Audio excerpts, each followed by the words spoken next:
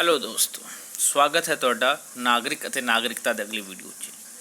ਇਹ ਚੈਪਟਰ ਸਾਡੇ +1 ਦੇ ਵਿੱਚ ਹੈ ਅਤੇ ਇਹਦੇ ਉੱਤੇ ਮੈਂ ਇੱਕ ਵੀਡੀਓ ਬਣਾ ਚੁੱਕਾ ਹਾਂ ਆਲਰੇਡੀ, ਜਿਸ ਦਾ ਟੌਪਿਕ ਸੀਗਾ ਨਾਗਰਿਕ, ਅਤੇ ਹੁਣ ਇਹਦੇ ਵਿੱਚੋਂ ਦੂਸਰਾ ਟੌਪਿਕ ਕੱਢਿਆ ਹੈ ਨਾਗਰਿਕਤਾ, ਅਤੇ ਇਹ ਵੀਡੀਓ ਉੱਤੇ ਨਾਗਰਿਕਤਾ 'ਤੇ ਹੈ।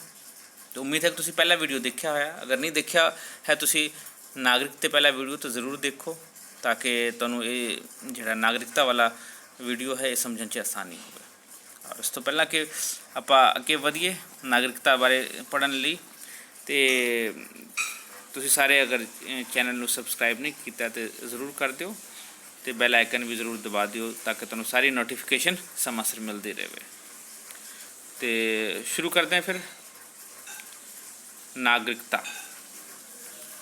ਨਾਗਰਿਕਤਾ ਦਾ ਅਰਥ ਕੀ ਹੈ? ਬੇਸਿਕਲੀ ਇਹ ਕਿਸੇ ਮਨੁੱਖ ਦੀ ਕਾਨੂੰਨੀ ਸਥਿਤੀ ਹੁੰਦੀ ਹੈ ਕਿਸੇ ਰਾਜ ਦੇ ਵਿੱਚ। ਕਾਨੂੰਨੀ ਪਦ ਹੁੰਦਾ ਹੈ, ਕਾਨੂੰਨੀ ਪੋਜੀਸ਼ਨ ਹੁੰਦੀ ਹੈ, ਜਿਸ ਤਰ੍ਹਾਂ ਹੀ ਉਹ ਰਾਜ ਵਿੱਚ ਰਹਿੰਦੇ ਹੋਏ ਬਹੁਤ ਸਾਰੇ ਅਧਿਕਾਰ ਮਾਣਦਾ ਹੈ ਅਤੇ ਨਾਲ ਹੀ ਕਰਤੱਵਾਂ ਦੀ ਅਦਾਇਗੀ ਵੀ ਕਰਦਾ, ਜੋ ਰਾਜ ਉਸਨੂੰ ਕਰਤੱਵ ਦੀ ਉਹਦੇ ਪੱਖ ਦੇ ਵਿੱਚ ਲਾਉਂਦੀ ਹੈ, ਜਾਂ ਫਿਰ ਜੋ ਵੀ ਕਰਤੱਵ ਹੁੰਦੇ ਇੱਕ ਨਾਗਰਿਕ 'ਤੇ ਸਾਰੇ, ਉਹਦੀ ਅਦਾਇਗੀ ਵੀ ਕਰਦਾ ਹੈ। ਇਹ ਕਾਨੂੰਨੀ ਸਥਿਤੀ ਹੈ ਜੋ ਮਨੁੱਖ ਦੀ ਹੁੰਦੀ ਹੈ, ਜਿਸ ਨੂੰ ਨਾਗਰਿਕ ਕਿਹਾ ਜਾਂਦਾ ਹੈ। ਨਾਗਰਿਕਤਾ ਕਿਹਦੀ ਸਥਿਤੀ ਹੈ, ਕਿਹਦੀ ਪੋਜੀਸ਼ਨ ਹੈ, ਕਿਸ ਦਾ ਪਦ ਹੈ? ਇਹ ਨਾਗਰਿਕਾਂ ਦਾ ਪਦ ਹੈ, ਕਾਨੂੰਨੀ ਪਦ ਹੈ, ਕਾਨੂੰਨੀ ਸਥਿਤੀ ਹੈ, ਪੋਜੀਸ਼ਨ ਹੈ। ਉਮੀਦ ਹੈ ਕਿ ਨਾਗਰਿਕਤਾ ਦਾ ਅਰਥ ਸਮਝ ਲੱਗਿਆ ਹੋਵੇਗਾ ਤੁਹਾਨੂੰ। ਨਾਗਰਿਕਤਾ ਕੀ ਹੈ? ਨਾਗਰਿਕ ਦਾ ਰਾਜ ਵਿੱਚ ਉਹ ਕਾਨੂੰਨੀ ਸਥਿਤੀ ਹੈ, ਜਾਂ ਕਾਨੂੰਨੀ ਪੋਜੀਸ਼ਨ ਹੈ, ਜਾਂ ਕਾਨੂੰਨੀ ਪਦ ਹੈ, ਜਿਸ ਦੇ ਨਤੀਜੇ ਵਜੋਂ ਉਹ ਰਾਜ ਵਿੱਚ ਰਹਿੰਦਾ ਹੋਇਆ ਕਾਫੀ ਸਾਰੇ ਅਧਿਕਾਰ ਮਾਣਦਾ ਹੈ, ਅਤੇ ਨਾਲ ਜੋ ਰਾਜ ਨੇ ਉਸਨੂੰ ਕਰਤੱਵ ਦਿੱਤੇ ਹੈ ਉਹਦੀ ਵੀ ਪਾਲਣਾ ਕਰਦਾ ਹੈ, ਉਸ ਦੀ ਵੀ ਅਦਾਇਗੀ ਕਰਦਾ ਹੈ। ਅੱਗੇ ਵਧਦੇ ਹਾਂ। ਨਾਗਰਿਕਤਾ ਪਰਿਭਾਸ਼ਾਵਾਂ, ਕੁਝ ਪਰਿਭਾਸ਼ਾਵਾਂ ਆਪਾਂ ਡਿਸਕਸ ਕਰ ਲੈਂਦੇ। ਲਾਸਕੀ ਕੀ ਕਹਿੰਦੇ ਨੇ? ਆਪਣੀ ਸਿੱਖਿਅਤ ਬੁੱਧੀ ਲੋਕ ਹਿੱਤਾਂ ਲਈ ਪ੍ਰਯੋਗ ਵਿੱਚ ਲਿਆਉਣਾ ਨਾਗਰਿਕਤਾ ਹੈ। ਇਹਨਾਂ ਨੇ ਬੜਾ ਕੰਪਰੀਹੈਂਸਿਵ ਇਸ ਨੂੰ ਦੱਸਿਆ ਹੈ ਕਿ ਵੀ ਰਾਜ ਦੇ ਵਿੱਚ ਰਹਿੰਦੇ ਹੋਏ ਤੁਹਾਡੀ ਜੋ ਬੁੱਧੀ ਹੈ, ਸਿੱਖਿਅਤ ਬੁੱਧੀ ਹੈ, ਉਸ ਨੂੰ ਇਸ ਤਰੀਕੇ ਨਾਲ ਇਸਤੇਮਾਲ ਕਰਨਾ ਕਿ ਸਾਰੇ ਨਾਗਰਿਕਾਂ ਦੇ ਫਾਇਦੇ ਦੀ ਗੱਲ ਹੋਵੇ। ਉਸ ਤੋਂ ਬਾਅਦ ਵਿਲੀਅਮ ਬਾਈਟ ਕਹਿੰਦੇ ਹਨ ਕਿ ਵਫਾਦਾਰੀ ਨੂੰ ਠੀਕ ਕਰਮ ਅਨੁਸਾਰ ਨਿਸ਼ਚਿਤ ਕਰਨਾ ਹੀ ਨਾਗਰਿਕਤਾ ਹੈ। ਹੁਣ ਦੇਖੋ, ਮੇਰੀ ਇੱਕ ਵਫਾਦਾਰੀ ਹੈ ਆਪਣੇ ਫੈਮਿਲੀ ਦੇ ਪ੍ਰਤੀ, ਆਪਣੇ ਜ਼ਿਲ੍ਹੇ ਦੇ ਪ੍ਰਤੀ, ਆਪਣੇ ਪਿੰਡ ਦੇ ਪ੍ਰਤੀ, ਆਪਣੇ ਜ਼ਿਲ੍ਹੇ ਦੇ ਪ੍ਰਤੀ, ਫਿਰ ਆਪਣੇ ਰਾਜ ਦੇ ਪ੍ਰਤੀ, ਫਿਰ ਆਪਣੇ ਦੇਸ਼ ਦੇ ਪ੍ਰਤੀ। ਇਸ ਵਫਾਦਾਰੀ ਨੂੰ ਠੀਕ ਕਰਮ ਦੇ ਵਿੱਚ ਰੱਖਣਾ ਹੈ ਹੀ ਵਫਾਦਾਰੀ ਹੈ, ਵਿਲੀਅਮ ਬਾਈਟ ਕਹਿੰਦੇ। ਗੈਟਲ ਅਨੁਸਾਰ ਨਾਗਰਿਕਤਾ ਕਿਸੇ ਵਿਅਕਤੀ ਦੇ ਉਸ ਦਰਜੇ ਨੂੰ ਕਹਿੰਦੇ ਹਨ ਜਿਸ ਅਨੁਸਾਰ ਉਹ ਆਪਣੇ ਰਾਜ ਵਿੱਚ ਨਾਗਰਿਕ ਅਤੇ ਰਾਜਨੀਤਿਕ ਅਧਿਕਾਰਾਂ ਦਾ ਪ੍ਰਯੋਗ ਕਰਦਾ ਹੈ ਅਤੇ ਜ਼ਿੰਮੇਦਾਰੀਆਂ ਲਈ ਤਿਆਰ ਰਹਿੰਦਾ ਹੈ। ਨਾਗਰਿਕ ਜਿਹੜਾ ਹੈ ਉਹ ਕਾਫੀ ਸਾਰੀ ਰਿਸਪੋਂਸੀਬਿਲਿਟੀ ਦੀ ਅਦਾਇਗੀ ਕਰਦਾ ਆਪਣੇ ਸਮਾਜ ਦੇ ਵਿੱਚ, ਆਪਣੇ ਰਾਜ ਦੇ ਵਿੱਚ ਰਹਿੰਦਾ ਹੋਇਆ, ਅਤੇ ਇਹ ਅਧਿਕਾਰ ਦਾ ਪ੍ਰਯੋਗ ਤਾਂ ਕਰਦਾ ਨਾਲੇ ਕਰਤੱਵ ਦੀ ਅਦਾਇਗੀ ਕਰਦਾ ਹੈ। ਗੈਟਲ ਜੀ ਮੁੱਖ ਰੂਪ 'ਤੇ ਅਧਿਕਾਰਾਂ ਦੇ ਪ੍ਰਯੋਗ ਦੀ ਗੱਲ ਕਰਦੇ ਅਤੇ ਜ਼ਿੰਮੇਦਾਰੀ ਨਿਭਾਉਣ ਦੀ ਗੱਲ ਕਰਦੇ ਹਨ। ਅੱਗੇ ਵਧਦੇ ਹਾਂ। ਨਾਗਰਿਕਤਾ ਦੀਆਂ ਵਿਸ਼ੇਸ਼ਤਾਵਾਂ ਕੀ ਹੁੰਦੀਆਂ? ਨਾਗਰਿਕਤਾ ਬੇਸਿਕਲੀ ਜੋ ਸਥਿਤੀ ਹੈ ਉਸ ਦੀ ਵਿਸ਼ੇਸ਼ਤਾ ਕੀ ਹੈ? ਰਾਜ ਦੀ ਮੈਂਬਰਸ਼ਿਪ। ਅਗਰ ਇੱਕ ਬੰਦਾ ਰਾਜ ਦਾ ਮੈਂਬਰ ਨਹੀਂ ਤਾਂ ਉਹ ਨਾਗਰਿਕ ਵੀ ਨਹੀਂ ਹੋ ਸਕਦਾ, ਤਾਂ ਉਸ ਨੂੰ ਨਾਗਰਿਕਤਾ ਕਿੱਦਾਂ ਹੋਏਗੀ? ਹੁਣ ਰਾਈਟ। ਅਤੇ ਨਾਗਰਿਕ ਦੀ ਤਰ੍ਹਾਂ ਹੀ ਨਾਗਰਿਕਤਾ ਦੀ ਪਹਿਲੀ ਵਿਸ਼ੇਸ਼ਤਾ ਉਸ ਦੀ ਰਾਜ ਦੀ ਮੈਂਬਰਸ਼ਿਪ ਹੀ ਹੁੰਦੀ ਹੈ। ਰਾਜ ਦਾ ਮੈਂਬਰ ਹੋਣ ਤੋਂ ਬਿਨਾਂ ਨਾਗਰਿਕ ਵਾਲੇ ਗੁਣ ਪ੍ਰਾਪਤ ਨਹੀਂ ਕੀਤੇ ਜਾ ਸਕਦੇ ਹਨ। ਜਦੋਂ ਤੱਕ ਨਾਗਰਿਕਤਾ ਨਹੀਂ ਮਿਲਦੀ ਹੈ ਉਦੋਂ ਤੱਕ ਨਾਗਰਿਕ ਵਾਲੇ ਗੁਣ ਪ੍ਰਾਪਤ ਨਹੀਂ ਹੋ ਸਕਦੇ, ਨਾਗਰਿਕ ਵਾਲੇ ਅਧਿਕਾਰ ਨਹੀਂ ਮਿਲ ਸਕਦੇ, ਨਾ ਹੀ ਨਾਗਰਿਕ ਵਾਲੇ ਕਰਤੱਵ ਕਰਨ 'ਤੇ ਜ਼ੋਰ ਵੀ ਦਿੱਤਾ ਜਾ ਸਕਦਾ। ਦੂਸਰਾ ਹੈ ਸਰਵ ਵਿਆਪਕਤਾ। ਸਰਵ ਵਿਆਪਕਤਾ ਕੀ ਹੈ ਕਿ ਵੀ ਇਹ ਸਭ ਲਈ ਅਵੇਲੇਬਲ ਹੁੰਦਾ ਹੈ। ਜਿੱਥੇ ਦੇਸ਼ ਦਾ ਜਿਹੜਾ ਵਾਸੀ ਹੁੰਦਾ ਹੈ, ਜਿਹੜਾ ਰਾਜ ਦਾ ਵਾਸੀ ਹੁੰਦਾ ਹੈ, ਉਸਦੇ ਲਈ ਉਸਦੇ ਸਾਰਿਆਂ ਲਈ ਇਹ ਅਵੇਲੇਬਲ ਹੈ, ਭਾਵੇਂ ਅਮੀਰ ਹੋ, ਗਰੀਬ ਹੋਵੇ, ਪੜ੍ਹਿਆ ਲਿਖਿਆ ਹੋਵੇ, ਅਨਪੜ੍ਹ ਹੋਵੇ, ਸਰਕਾਰੀ ਨੌਕਰੀ ਕਰਦਾ ਹੋਵੇ, ਪ੍ਰਾਈਵੇਟ ਨੌਕਰੀ ਕਰਦਾ ਹੋਵੇ, ਸਭ ਨੂੰ ਨਾਗਰਿਕਤਾ ਪ੍ਰਾਪਤ ਹੁੰਦੀ ਹੈ। ਪੁਰਾਣੇ ਜ਼ਮਾਨੇ 'ਚ ਗ੍ਰੀਸ ਦੇ ਵਿੱਚ ਔਰ ਗ੍ਰੀਕ ਸਿਟੀਜ਼ ਦੇ ਵਿੱਚ ਜਿਹੜੇ ਨਗਰ ਰਾਜ ਸੀਗੇ, ਪੋਲਿਸ ਜਿਹੜੇ ਸੀਗੇ, ਉਹਨਾਂ ਵਿੱਚ ਸਾਰਿਆਂ ਨੂੰ ਨਾਗਰਿਕਤਾ ਪ੍ਰਾਪਤ ਨਹੀਂ ਹੁੰਦੀ ਸੀਗੀ। ਪਰ ਅੱਜ ਦੇ ਜ਼ਮਾਨੇ 'ਚ ਈਵਨ ਜਿਹੜੇ ਕਾਮਨਰਸ ਹੈ, ਲੇਬਰਰਸ ਹੈ, ਸਾਰੇ ਹੀ ਨਾਗਰਿਕ ਹੈ, ਸਾਰੇ ਬਰਾਬਰ ਹੈਗੇ। ਹਾਂ, ਜਿਹੜੇ ਬਾਹਰ ਤੋਂ ਆਉਂਦੇ ਹਨ, ਵਿਜ਼ਿਟਰਸ ਹੁੰਦੇ ਨੇ, ਏਲੀਅਨਸ ਹੁੰਦੇ ਨੇ, ਉਹਨਾਂ ਨੂੰ ਉਹ ਸਾਰੇ ਨਾਗਰਿਕਾਂ ਵਾਲੇ ਜਿਹੜੇ ਅਧਿਕਾਰ ਹੈ ਉਹ ਪ੍ਰਾਪਤ ਨਹੀਂ ਹੁੰਦੇ। ਅਤੇ ਇਸ ਲਈ ਸਰਵ ਵਿਆਪਕਤਾ ਦਾ ਮਤਲਬ ਹੈ ਕਿ ਨਾਗਰਿਕਤਾ ਜਿਹੜੀ ਹੈ ਉਹ ਸਰਵ ਵਿਆਪਕ ਹੈ, ਉਹ ਸਭ ਲਈ ਹੈ, ਜਿਸ ਦਾ ਭਾਵ ਹੈ ਕਿ ਨਾਗਰਿਕ ਜੋ ਕਿ ਸ਼ਹਿਰ ਵਿੱਚ ਰਹਿੰਦਾ ਹੋਵੇ, ਭਾਵੇਂ ਪਿੰਡ 'ਚ ਰਹਿੰਦਾ ਹੋਵੇ, ਗਰੀਬ ਹੋਵੇ, ਅਮੀਰ ਹੋਵੇ, ਪੜ੍ਹਿਆ ਲਿਖਿਆ ਹੋਵੇ, ਜੋ ਮਰਜ਼ੀ ਹੋਵੇ, ਉਹ ਸਭ ਨੂੰ ਸਭ ਲਈ ਹੈ। ਇਸ ਲਈ ਇਸ ਦੀ ਸਰਵ ਵਿਆਪਕਤਾ ਹੈ। ਰਾਜ ਪ੍ਰਤੀ ਵਫਾਦਾਰੀ। ਨਾਗਰਿਕ ਦੀ ਤਰ੍ਹਾਂ ਨਾਗਰਿਕਤਾ ਜੋ ਹੈ ਦੇਸ਼ ਭਗਤੀ ਦਾ ਗੁਣ ਪੈਦਾ ਕਰਦੀ ਆਦਮੀ 'ਚ। ਜੇ ਸਾਡੇ ਕੁਝ ਅਧਿਕਾਰ ਹੋਣਗੇ, ਕੁਝ ਕਰਤੱਵ ਹੋਣਗੇ, ਤਾਂ ਹੀ ਅਸੀਂ ਉਸ ਦੇਸ਼ ਨੂੰ ਸਮਰਪਿਤ ਹੋਵਾਂ, ਤਾਂ ਹੀ ਸਾਡੀ ਰਾਜ ਪ੍ਰਤੀ ਵਫਾਦਾਰੀ ਹੋਏਗੀ, ਔਰ ਅਸੀਂ ਰਾਸ਼ਟਰੀ ਹਿੱਤਾਂ ਨੂੰ ਪਹਿਲ ਦਿਆਂਗੇ, ਔਰ ਰਾਸ਼ਟਰ ਲਈ, ਦੇਸ਼ ਲਈ, ਆਪਣੇ ਰਾਜ ਲਈ ਤਨ ਮਨ ਅਤੇ ਧਨ ਵੀ ਕੁਰਬਾਨ ਕਰ ਸਕਦੇ ਹਾਂ। ਜੇ ਕਿਤੇ ਸਿਚੁਏਸ਼ਨ ਇੱਦਾਂ ਦੀ ਆ ਗਈ ਲੜਾਈ ਵਾਲੀ, ਅਤੇ ਉਹ ਸਾਨੂੰ ਦੂਸਰਿਆਂ ਨਾਲ ਆਪਣੇ ਦੇਸ਼ ਦੇ ਲਈ ਲੜਨ ਲਈ ਵੀ ਤਿਆਰ ਰਹਿਣਾ ਹੋਏਗਾ। ਇਹ ਰਾਜ ਪ੍ਰਤੀ ਵਫਾਦਾਰੀ ਹੈ। ਉਸ ਤੋਂ ਬਾਅਦ ਅਧਿਕਾਰਾਂ ਦਾ ਪ੍ਰਯੋਗ ਦੀ ਗੱਲ ਕਰਦੇ। ਨਾਗਰਿਕ ਨੂੰ ਬਹੁਤ ਸਾਰੇ ਅਧਿਕਾਰ ਹੈ, ਉਸ ਨੂੰ ਪ੍ਰਯੋਗ ਕਰਨ ਦਾ ਅਧਿਕਾਰ ਵੀ ਹੈ, ਜਿਹੜਾ ਕਿ ਬਾਹਰੀ ਵਿਅਕਤੀ ਨੂੰ ਨਹੀਂ ਹੁੰਦਾ, ਜਿਹੜਾ ਕਿ ਦੂਸਰੇ ਦੇਸ਼ ਤੋਂ ਆਇਆ, ਫੋਰਨ ਤੋਂ ਆਇਆ, ਜਾਂ ਫਿਰ ਜਿਹੜਾ ਟੂਰਿਸਟ ਹੈ ਜਾਂ ਵਿਜ਼ਿਟਰ ਹੈ, ਉਸ ਨੂੰ ਨਹੀਂ ਪ੍ਰਾਪਤ ਹੁੰਦਾ। ਨਾਗਰਿਕਤਾ ਜਿਹੜੀ ਹੈ ਉਸ ਦੇ ਵਿੱਚ ਨਾਗਰਿਕ ਨੂੰ, ਜਿਸ ਨੂੰ ਕਿ ਉਸ ਸਥਿਤੀ ਪ੍ਰਾਪਤ ਹੁੰਦੀ ਹੈ, ਉਹ ਪੋਜੀਸ਼ਨ ਪ੍ਰਾਪਤ ਹੁੰਦੀ ਹੈ, ਉਸ ਨੂੰ ਰਾਜ ਵੱਲੋਂ ਅਧਿਕਾਰ ਪ੍ਰਦਾਨ ਕੀਤੇ ਜਾਂਦੇ ਹਨ, ਔਰ ਨਾਗਰਿਕ ਉਹਨਾਂ ਅਧਿਕਾਰਾਂ ਦਾ ਪ੍ਰਯੋਗ ਕਰਦਾ ਵੀ ਹੈ। ਠੀਕ ਹੈ। ਅਤੇ ਕਿਉਂਕਿ ਅੱਜ ਦੇ ਮਾਡਰਨ ਜ਼ਮਾਨੇ 'ਚ ਰਾਜ ਹੀ ਅਧਿਕਾਰਾਂ ਦਾ ਇੱਕੋ ਇੱਕ ਸੋਮਾ ਹੈ, ਅਤੇ ਰਾਜ ਅਧਿਕਾਰਾਂ ਦੀ ਰਾਖੀ ਵੀ ਕਰਦਾ ਹੈ ਅਗਰ ਨਾਗਰਿਕ ਦੇ ਅਧਿਕਾਰ ਨੂੰ ਖਤਰਾ ਹੈ ਅਤੇ ਔਰ ਇਸ ਤੋਂ ਇਲਾਵਾ ਕੋਈ ਵੀ ਨਾਗਰਿਕ ਰਾਜ ਦੇ ਵਿਰੁੱਧ ਜਿਹੜਾ ਹੈ ਆਪਣੇ ਅਧਿਕਾਰ ਨੂੰ ਨਹੀਂ ਮਾਣ ਸਕਦਾ ਹੈ। ਉਸ ਤੋਂ ਬਾਅਦ ਹੈ, ਇਸ ਲਈ ਨਾਗਰਿਕ ਜਿਹੜਾ ਹੈ ਅਧਿਕਾਰਾਂ ਦਾ ਪ੍ਰਯੋਗ ਕਰਦਾ ਹੈ ਇੱਕ ਦਾਇਰੇ ਵਿੱਚ ਰਹਿੰਦੇ ਹੋਏ, ਤਾਂ ਕਿ ਨਾ ਰਾਜ ਨੂੰ ਨਾ ਦੂਸਰੇ ਲੋਕਾਂ ਨੂੰ ਉਹਦਾ ਨੁਕਸਾਨ ਹੋਵੇ। ਉਸ ਤੋਂ ਬਾਅਦ ਹੈ ਕਰਤੱਵਾਂ ਦੀ ਅਦਾਇਗੀ।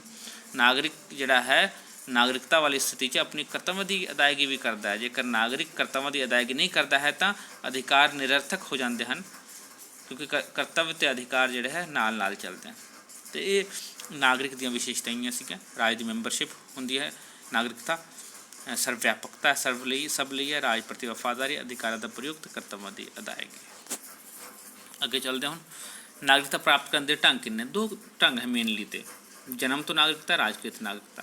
ਅਗਰ ਜਨਮ ਤੋਂ ਨਾਗਰਿਕਤਾ ਦੀ ਗੱਲ ਕਰਦੇ ਹਾਂ ਅਤੇ ਮਾਂ ਬਾਪ ਨਾਗਰਿਕ ਹੈ ਤਾਂ ਬੱਚੇ ਨੂੰ, ਯਾਨੀ ਕਿ ਲਹੂ ਦੇ ਸੰਬੰਧ 'ਤੇ ਆਧਾਰਿਤ। ਉਸ ਤੋਂ ਬਾਅਦ ਜਨਮ ਸਥਾਨ ਦੇ ਸਿਧਾਂਤ 'ਤੇ ਆਧਾਰਿਤ। ਅਗਰ ਕੋਈ ਬੱਚਾ ਜਨਮ ਲੈਂਦਾ ਕਿਸੇ ਦੇਸ਼ ਦੇ ਵਿੱਚ, ਅਤੇ ਉਸਨੂੰ ਉੱਥੇ ਜਨਮ ਲੈਣ ਦੇ ਕਾਰਨ ਉਸ ਨੂੰ ਨਾਗਰਿਕਤਾ ਮਿਲ ਜਾਂਦੀ। ਮੰਨ ਲਓ ਕਿ ਕੋਈ ਤੁਸੀਂ ਟੈਂਪਰੇਰੀ ਤੌਰ 'ਤੇ US ਗਏ ਹੋ, ਕੈਨੇਡਾ ਗਏ ਹੋ, ਅਤੇ ਉਹਨਾਂ ਦੇ ਲਾਅ ਦੇ ਅਕੋਰਡਿੰਗ ਉੱਥੇ ਤੁਸੀਂ ਤੁਹਾਡੇ ਕੋਈ ਬੇਬੀ ਹੁੰਦਾ, ਬੱਚਾ ਹੁੰਦਾ, ਅਤੇ ਉਹਨੂੰ ਉੱਥੇ ਦੀ ਨਾਗਰਿਕਤਾ ਮਿਲ ਜਾਂਦੀ ਹੈ। ਇਹ ਹੁਣ ਬਾਅਦ ਦੇ ਵਿੱਚ ਉਸ 18 ਸਾਲ ਦੇ ਹੋਣ ਦੇ ਬਾਅਦ ਉਹ ਬੱਚਾ ਡਿਸਾਈਡ ਕਰੇਗਾ ਕਿ ਉਸ ਨੂੰ ਨਾਗਰਿਕਤਾ ਉੱਥੇ ਦੀ ਰੱਖਣੀ ਹੈ ਕਿ ਨਹੀਂ ਰੱਖਣੀ ਹੈ, ਜਾਂ ਫਿਰ ਭਾਰਤ ਦੀ ਰੱਖਣੀ ਹੈ ਅਤੇ ਕਿ ਉੱਥੇ ਦੀ ਰੱਖਣੀ ਹੈ, ਜਾਂ ਫਿਰ ਕੁਛ NRIs ਨੂੰ ਜਿਹੜੇ ਕਿ ਪੋਜੀਸ਼ਨ ਦਿੱਤੀਆਂ ਗਈਆਂ, ਠੀਕ ਹੈ, ਪੀਪਲ ਆਫ ਓਰੀਜਨ ਦਾ, ਇਸ ਤਰ੍ਹਾਂ ਦਾ ਦੇ ਅਧਿਕਾਰ ਹੁੰਦੇ ਨੇ ਦੂਸਰੇ, ਮਤਲਬ ਉਹਨਾਂ ਦੇ ਓਰੀਜਨ ਦੇ ਦੇਸ਼ ਦੇ ਵਿੱਚ ਵੀ, ਜੇ ਨਾਗਰਿਕਤਾ ਉਹ ਕਿਤੇ ਹੋਰ ਦਾ ਪ੍ਰਾਪਤ ਕਰ ਲੈਂਦੇ ਹਨ।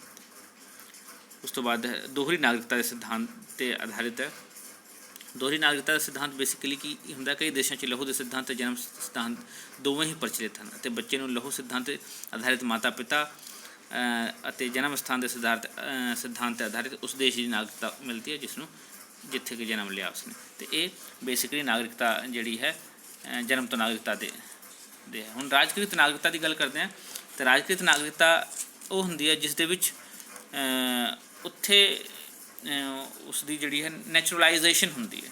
ਉੱਥੇ ਉਹ ਰਹਿੰਦਾ ਬੰਦਾ, ਮੰਨ ਲਓ 2 ਸਾਲ 5 ਸਾਲ 10 ਸਾਲ 15 ਸਾਲ, ਅਲੱਗ-ਅਲੱਗ ਰਾਜ ਦੇ ਵਿੱਚ ਅਲੱਗ-ਅਲੱਗ ਕਾਨੂੰਨ ਹੈ ਇਸ ਦੇ ਸੰਬੰਧ ਦੇ ਵਿੱਚ ਕਿ ਕਿਸ ਤਰੀਕੇ ਨਾਲ ਰਾਜਕ੍ਰਿਤ ਨਾਗਰਿਕਤਾ ਪ੍ਰਦਾਨ ਕੀਤੀ ਜਾਵੇਗੀ। ਅਤੇ ਇਹ ਕਿਸ ਤਰ੍ਹਾਂ ਪ੍ਰਾਪਤ ਹੁੰਦਾ? ਇੱਕ ਤਾਂ ਲੰਬੇ ਨਿਵਾਸ ਦੇ ਆਧਾਰ 'ਤੇ, ਬਹੁਤ ਸਾਲ ਰਹਿਣਾ ਹੋਵੇ ਤਾਂ। ਭਾਰਤ ਵਿੱਚ 4 ਸਾਲ 5 ਸਾਲ ਦੀ ਸੀਗੀ, ਹੁਣ 4 ਸਾਲ ਅਤੇ 10 ਸਾਲ, ਅਲੱਗ-ਅਲੱਗ ਕਾਨੂੰਨ ਬਣਾਏ, ਹੁਣ ਨਵੇਂ ਕਾਨੂੰਨ ਵੀ ਆ ਰਹੇ। ਅਗਰ ਫਰਾਂਸ ਦੀ ਗੱਲ ਕਰੀਏ ਤਾਂ ਉੱਥੇ 10 ਸਾਲ ਹੈ। ਉਸ ਤੋਂ ਬਾਅਦ ਵਿਆਹ ਦੇ ਆਧਾਰ 'ਤੇ, ਜੇ ਤੁਸੀਂ ਕਿਤੇ ਬਾਹਰ ਵਿਆਹ ਕਰ ਲੈਂਦੇ ਤਾਂ ਉਸ ਆਧਾਰ 'ਤੇ ਵੀ ਨਾਗਰਿਕਤਾ ਪ੍ਰਾਪਤ ਹੋ ਜਾਂਦੀ ਹੈ। ਲੜਕਾ ਜਿੱਥੇ ਵੀ ਲੜਕੀ ਦੇ ਦੇਸ਼ 'ਚ ਰਹਿਣਾ ਚਾਹੁੰਦਾ, ਜਾਂ ਲੜਕੀ ਦੇ ਦੇਸ਼ 'ਚ ਰਹਿਣਾ ਚਾਹੁੰਦੀ ਹੈ, ਅਤੇ ਉਸ ਹਿਸਾਬ ਨਾਲ ਉੱਥੇ ਆਵੇਦਨ ਪੱਤਰ ਦੇ ਕੇ ਤੁਸੀਂ ਜਿਹੜਾ ਹੈ ਉੱਥੇ ਦਾ ਨਾਗਰਿਕ ਬਣ ਸਕਦੇ ਹੋ। ਉਸ ਤੋਂ ਬਾਅਦ ਗੋਦ ਲੈਣ ਦੇ ਆਧਾਰ 'ਤੇ, ਅਗਰ ਬੱਚੇ ਨੂੰ ਗੋਦ ਲਿਆ ਜਾਂਦਾ ਹੈ ਔਰ ਅਤੇ ਬੱਚੇ ਨੂੰ ਮਾਤਾ ਪਿਤਾ ਦੇ ਦੇਸ਼ ਦੀ ਨਾਗਰਿਕਤਾ ਪ੍ਰਾਪਤ ਹੋ ਜਾਂਦੀ ਹੈ। ਉਸ ਤੋਂ ਬਾਅਦ ਸਰਕਾਰੀ ਨੌਕਰੀ ਦੇ ਆਧਾਰ 'ਤੇ, ਕਈ ਦੇਸ਼ਾਂ 'ਚ ਸਰਕਾਰੀ ਨੌਕਰੀ ਜਿਸ ਨੂੰ ਮਿਲ ਜਾਂਦੀ ਉਸ ਨੂੰ ਉਸ ਦੇਸ਼ ਦੀ ਨਾਗਰਿਕਤਾ ਵੀ ਮਿਲ ਜਾਂਦੀ ਹੈ। ਸੈਨਾ ਵਿੱਚ ਭਰਤੀ ਦੇ ਆਧਾਰ 'ਤੇ, ਇਹੀ ਸੈਨਾ ਵਿੱਚ ਜੇ ਭਰਤੀ ਹੁੰਦੇ ਹੋ ਤੇ ਜਿਸ ਦੇਸ਼ ਦੀ ਸੈਨਾ ਵਿੱਚ ਭਰਤੀ ਹੋ ਉੱਥੇ ਤੁਸੀਂ ਨਾਗਰਿਕਤਾ ਲਈ ਆਵੇਦਨ ਕਰਦੇ ਹੋ ਤੇ ਉੱਥੇ ਦੀ ਨਾਗਰਿਕਤਾ ਤੁਹਾਨੂੰ ਪ੍ਰਾਪਤ ਹੋ ਜਾਂਦੀ ਹੈ। ਉਸ ਤੋਂ ਬਾਅਦ ਰਾਜਨੀਤਿਕ ਸ਼ਰਨ ਪ੍ਰਾਪਤ ਕਰਨ ਦੇ ਆਧਾਰ 'ਤੇ ਵੀ ਨਾਗਰਿਕਤਾ ਮਿਲਦੀ ਹੈ। ਮੰਨ ਲਓ ਕੋਈ ਇੱਥੋਂ ਭੱਜ ਕੇ ਇੰਗਲੈਂਡ ਚਲੇ ਗਿਆ, ਅਮਰੀਕਾ ਚਲੇ ਗਿਆ ਕਿਸੇ ਕਾਰਨ ਵਜੋਂ, ਰਾਜਨੀਤੀ ਫੈਕਟਰ ਕਰਕੇ, ਤੇ ਉਹ ਉੱਥੇ ਦੀ ਨਾਗਰਿਕਤਾ ਮਿਲ ਜਾਂਦੀ ਹੈ। ਉਹ ਰਾਜਨੀਤਿਕ ਸ਼ਰਨ ਦੇ ਆਧਾਰ 'ਤੇ ਹੁੰਦੀ ਹੈ। ਜਿੱਤ ਜਾਂ ਹਾਰ ਦੇ ਆਧਾਰ 'ਤੇ ਵੀ ਹੁੰਦੀ, ਕੋਈ ਏਰੀਆ ਕੋਈ ਜਿੱਤ ਲੈਂਦਾ, ਕੋਈ ਏਰੀਆ ਕੋਈ ਹਾਰ ਜਾਂਦਾ ਕਿਸੇ ਲੜਾਈ ਦੇ ਵਿੱਚ, ਜਾਂ ਸਸੀਡ ਕਰ ਦਿੰਦਾ, ਏਰੀਆ ਦੇ ਦਿੰਦਾ, ਤਾਂ ਉਹ ਉੱਥੋਂ ਜਿਸ ਨੂੰ ਸਸੀਡ ਕੀਤਾ ਗਿਆ, ਜਿਸ ਨੂੰ ਦਿੱਤਾ ਗਿਆ ਉਹ ਏਰੀਆ, ਜਿਸ ਨੇ ਜਿੱਤਿਆ ਉਹ ਏਰੀਆ, ਉਸ ਦੇਸ਼ ਦੀ ਨਾਗਰਿਕਤਾ ਉੱਥੇ ਦੇ ਲੋਕਾਂ ਨੂੰ ਪ੍ਰਾਪਤ ਹੋ ਜਾਂਦੀ ਹੈ। ਵਿਧਾਨਿਕ ਨਿਯਮਾਂ ਦੇ ਆਧਾਰ 'ਤੇ ਕਾਨੂੰਨ ਦੁਆਰਾ ਵੀ ਕਾਨੂੰਨ ਬਣਾ ਕੇ ਨਾਗਰਿਕਤਾ ਦਿੱਤੀ ਜਾਂਦੀ ਹੈ। ਅਗਰ ਯਾਨੀ ਇਹ ਬਗੈਰ ਸ਼ਾਦੀ ਦੁਆਰਾ ਵੀ ਮਿਲਿਆ ਜਾ ਸਕਦਾ ਹੈ। ਓਕੇ, ਤੇ ਇਸ ਤਰੀਕੇ ਨਾਲ ਇਹ ਕਾਨੂੰਨ ਦੇ ਆਧਾਰ 'ਤੇ ਵੀ ਹੈ, ਅਗਰ ਕਾਨੂੰਨ ਬਣਾਇਆ ਜਾਂਦਾ ਇਸ ਮੈਟਰ 'ਤੇ ਵਿਧਾਨਿਕ ਨਿਯਮਾਂ ਦੇ ਆਧਾਰ 'ਤੇ। ਉਸ ਤੋਂ ਬਾਅਦ ਵਿਦਵਾਨਾਂ ਅਤੇ ਦੂਜੇ ਮਹੱਤਵਪੂਰਨ ਵਿਅਕਤੀਆਂ ਨੂੰ ਵੀ ਨਾਗਰਿਕਤਾ ਮਿਲਦੀ ਹੈ।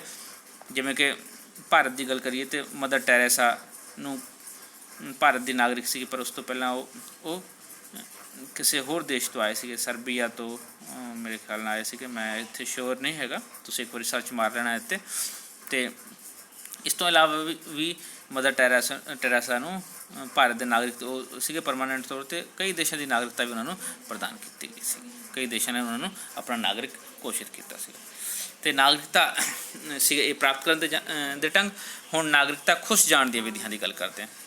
ਵਿਆਹ ਕਰਨ ਨਾਲ, ਕਿਤੇ ਕਿਸੇ ਦੇਸ਼ 'ਚ ਹੋਰ ਵਿਆਹ ਕਰਦੇ ਹੋ ਤਾਂ ਕਿਸੇ ਔਰ ਉੱਥੇ ਚਲੇ ਜਾਂਦੇ ਹੋ ਤੁਸੀਂ, ਤਾਂ ਤੁਹਾਡੇ ਪਿਛਲੇ ਦੇਸ਼ ਦੀ ਨਾਗਰਿਕਤਾ ਘੱਟ ਜਾਂਦੀ ਹੈ, ਮਤਲਬ ਕੱਟੀ ਚਲੀ ਜਾਂਦੀ ਹੈ। ਉਸ ਤੋਂ ਬਾਅਦ ਤਿਆਗ ਪੱਤਰ ਦੁਆਰਾ ਤੁਸੀਂ ਆਪਣਾ ਰੈਜ਼ਿਗਨੇਸ਼ਨ ਦੇ ਸਕਦੇ ਹੋ, ਯਾਨੀ ਕਿ ਕਹਿ ਸਕਦੇ ਹੋ ਲਿਖਤੀ ਰੂਪ ਦੇ ਵਿੱਚ ਦੇ ਕੇ, ਐਪਲੀਕੇਸ਼ਨ ਦੇ ਕੇ ਕਿ ਬਈ ਤੁਹਾਡੀ ਨਾਗਰਿਕਤਾ ਉਸ ਦੇਸ਼ ਦੀ ਸਮਾਪਤ ਕੀਤੀ ਜਾ ਸਕਦੀ ਜਾਵੇ। ਉਸ ਤੋਂ ਬਾਅਦ ਗੈਰ ਹਾਜ਼ਰੀ ਲੰਬੇ ਤੌਰ 'ਤੇ, ਮੰਨ ਲਓ ਤੁਸੀਂ 10 ਸਾਲ 20 ਸਾਲ ਇੱਥੋਂ ਚਲੇ ਗਏ, ਕਿਤੇ ਹੋਰ ਵੱਸ ਗਏ, ਤਾਂ ਵੀ ਤੁਹਾਡੀ ਨਾਗਰਿਕਤਾ ਖਤਮ ਹੋ ਜਾਂਦੀ ਹੈ। ਦੋਹਰੀ ਨਾਗਰਿਕਤਾ ਹੈ ਅਸੀਂ ਇਹ ਖੂਨ ਦੇ ਰਿਸ਼ਤੇ ਦੇ ਆਧਾਰ 'ਤੇ, ਜਨਮ ਦੇ ਰਿਸ਼ਤੇ ਦੇ ਆਧਾਰ 'ਤੇ ਜਿਹੜੀ ਆਪਾਂ ਡਿਸਕਸ ਕੀਤੀ ਉਹਦੇ ਆਧਾਰ 'ਤੇ ਹੁੰਦਾ। ਕਈ ਵਾਰੀ ਵਿਅਕਤੀ ਨੂੰ ਦੋਹਰੀ ਨਾਗਰਿਕਤਾ ਪ੍ਰਾਪਤ ਹੋ ਜਾਂਦੀ ਇਸ ਕਰਕੇ, ਔਰ ਕਈ ਦੇਸ਼ਾਂ ਵਿੱਚ ਦਾ ਨਾਗਰਿਕ ਨਹੀਂ ਬਣ ਸਕਦਾ, ਪਰ ਇੱਕ ਵਿਅਕਤੀ ਇੱਕੋ ਸਮੇਂ ਦੋ ਦੇਸ਼ਾਂ ਦਾ ਨਾਗਰਿਕ ਨਹੀਂ ਬਣ ਸਕਦਾ ਹੈ ਮੋਸਟ ਆਫ ਦ ਕੰਡੀਸ਼ਨ ਦੇ ਵਿੱਚ। ਪਰ ਕਈ ਦੇਸ਼ਾਂ 'ਚ ਇਸ ਚੀਜ਼ ਦਾ ਚਲਨ ਹੈ ਕਿ ਉੱਥੇ ਨਾਗਰਿਕਤਾ ਦੋਹਰੀ ਦਿੱਤੀ ਜਾਂਦੀ ਹੈ। ਉਹ ਆਪਣੇ ਇੱਛਾ ਅਨੁਸਾਰ ਇੱਕ ਦੇਸ਼ ਦੀ ਨਾਗਰਿਕਤਾ ਛੱਡ ਦਾ ਹੈ ਜਾਂ ਪ੍ਰਾਪਤ ਕਰ ਲੈਂਦਾ ਹੈ। ਅਤੇ ਉਸ ਤੋਂ ਬਾਅਦ ਹੈ ਗੋਦ ਲੈਣ ਨਾਲ।